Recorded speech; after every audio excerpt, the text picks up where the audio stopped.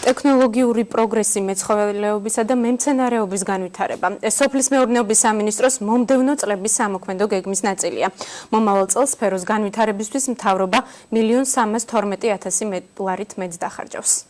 ამ ექსტრუდერის გამოყენებით წველადობამ ერთ ღამეზე 2-დან 3 ლიტრამდე მოიმატა ჩვეულებრივ. ფერმერთა ტექნოლოგიურად გაძლიერება სოფლის მეურნეობის სამინისტროს უცვლელი პრიორიტეტია. უწყება თოხს და ბარს ახალი ტექნიკით მომარაგებით ებრძვის. მიიჩნევენ, რომ უშახელმა ფიზიკური ენერგია მეურნეობის გონივრულად განვითარებისკენ უნდა მიმართოს.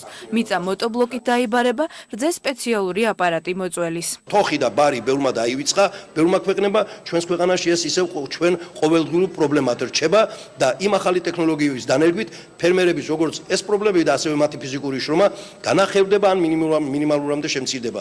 ტექნოლოგიურ პროგრესთან ერთად სოფლის მეურნეობის უახლოესი მომავლის გეგმა მეცხოველეობის და მემცენარეობის განვითარებაა. მრავალწლიანი კულტურების გასაშენებლად სამინისტრო გლეხებს ნერგებით მოამარაგებს. ცხოველთა ჯიშთ განახლებისთვის კი მცირე ფერმები შეიქმნება.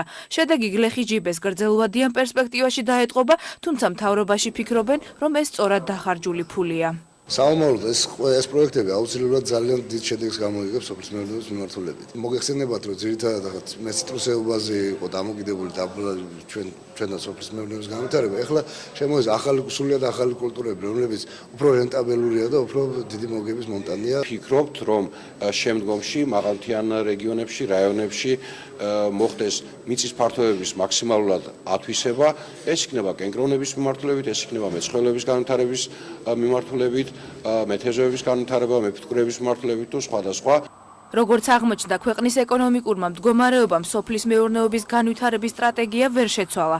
მომავალი წლის ბიუჯეტი გაზრდილია. 2016 წელს მთავრობა სოფლის მეურნეობის განვითარებაზე 1.312.000 ლარით მეტს დახარჯავს. თუმცა სპეციალისტები მიიჩნევენ, რომ სასურველი შედეგის მისაღწევად ეს საკმარისი არ არის. მნიშვნელოვნად გაიზრდება 2016 წლის ბიუჯეტი და ის მატება, რომელიც მხოლოდ 600.000 ლარით არის ამ პროგრამებში წარმოდგენილი, ვფიქრობ, რომ ეს არ არის საკმარისი და აუცილებლად დავსვამთ საკითხს, რომ მნიშვნელოვნად გავზარდოთ სოფლის მეურნეობის მიმართულებები.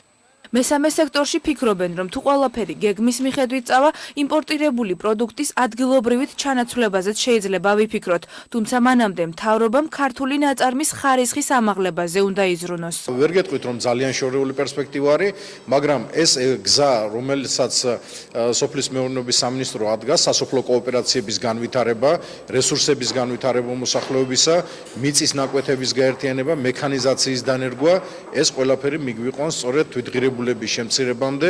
სოფლის მეურნეობის განვითარების მიზნობრივი პროგრამის 2016 წლის ბიუჯეტი 4.800.000 ლარია.